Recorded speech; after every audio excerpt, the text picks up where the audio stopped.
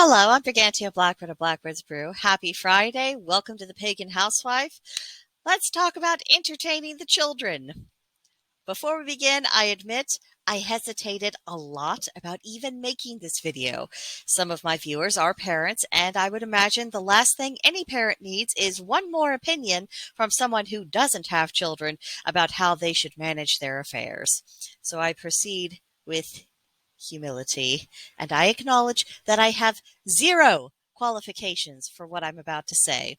It is based solely on childhood memories that have stuck with me, observation of the people around me, and what I've heard people who are parents talk about.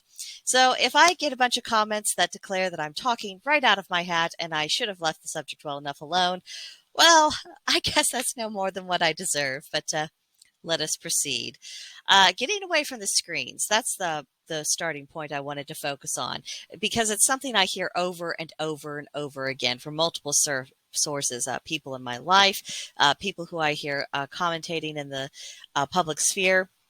When it comes to TVs, video games, computers, tablets, phones, all too often they're used as babysitters. And, they can serve a purpose from time to time, but over-reliance on technology to keep children entertained has proven detrimental, and it's showing up in their behavior, their lack of social development, and also as a way of limiting their characters and even limiting their growth of their own imaginations.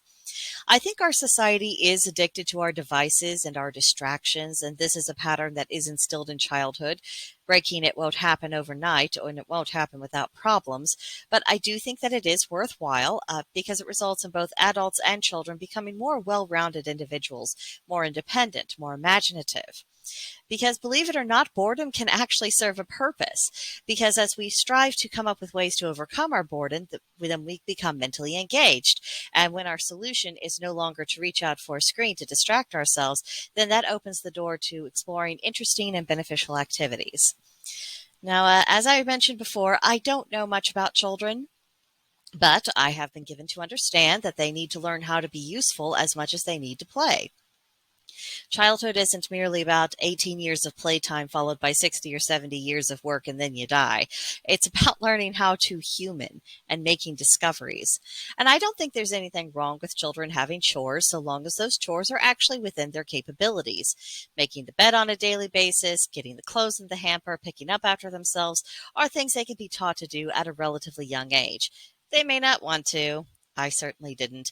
And it may be a pain to enforce it at times. My mother could certainly tell you stories about how difficult it was to get me in line, but nevertheless, it does teach responsibility, basic tidiness, and it lays the groundwork for children to start making that mental connection between a job well done and feeling some satisfaction from that.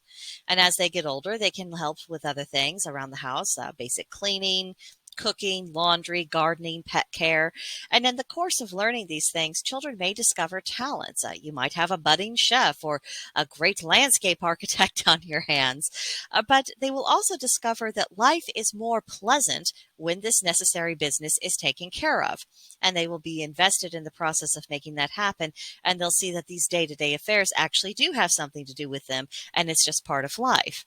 And even if the kids are cross every single minute they're doing the chores, and I'm sure that gets on your nerves, I know it would me, but still it has the net good because then the kids will appreciate their free time all the more. And let's talk about that playtime. I am part of the last generation born before computers completely took over the world. The TV was not on all day, every day. Most of the phones were landlines, and they still had cords.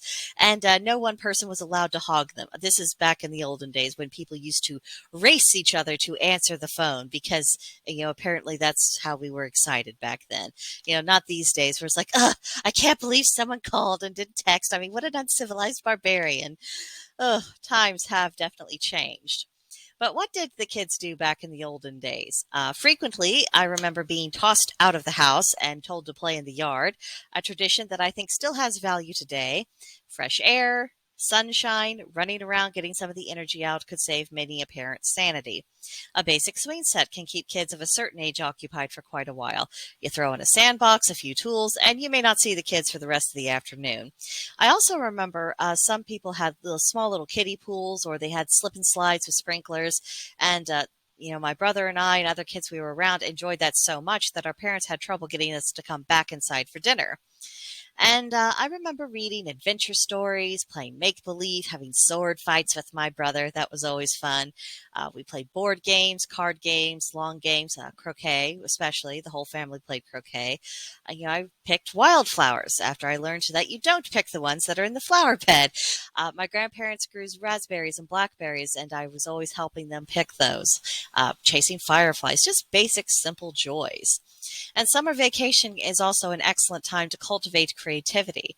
I can't remember a time in my childhood when we didn't have plenty of coloring books and crayons at the ready, or Play-Doh that we'd sculpt things with. We had Lincoln Logs and Legos to build things. And at one point, I remember I became interested in creative writing. And then I spent a lot of time just kind of clacking away on my grandma's old typewriter. And I had notebooks and pens. And, then they were colorful ink with sparkles and gel. It was fun. But I've also seen a lot of ideas, especially on Pinterest, of inexpensive craft projects that are ideal for kids of various different ages. It keeps them amused, encourages them to dabble in a little bit of creativity. So for the past 2 months, I've been sharing links for kitty craft DIYs. And now, of course, that is also on the new Gilded group. I don't know if it's helped anyone so far, but at least the ideas are there. The summer may also be a good time to nurture any musical inclinations the kids have. And places like Craigslist and Facebook Marketplace frequently have used instruments for sale at prices that don't have you reaching for smelling salts. And thanks to YouTube how-to videos, it's possible to start a child's musical education without having to invest in expensive private lessons. You could even get a sketch pad and a little something to draw with. That's a great way to encourage some creativity. And it doesn't mean that the kid has to be the next Da Vinci or Monet in order to enjoy it.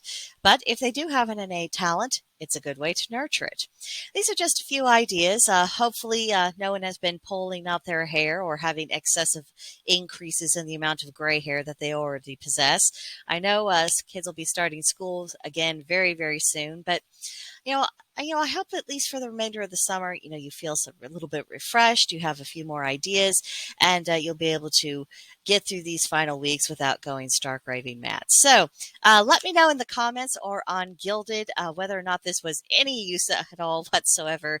Again, as a non-parent, I really don't think it's my place to comment on the raising of children or things related to that. But if I wasn't too far off the mark, let me know. At the very least, it'd be nice not to have rotten tomatoes figuratively thrown at me. But I think that'll do it for this video, and I will see you in the next one. Bye.